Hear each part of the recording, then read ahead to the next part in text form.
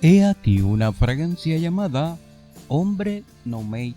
Es un perfume popular de Louis Vuitton para mujeres y hombres y fue lanzado en 2018.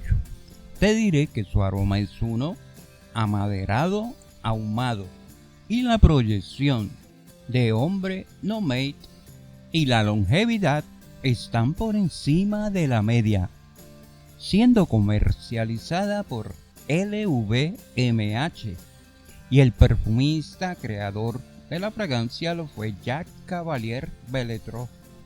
Notas de la fragancia: gira en torno al oud, el benjuí, incienso y la frambuesa. ¿Qué te parece? Y por favor, no olvides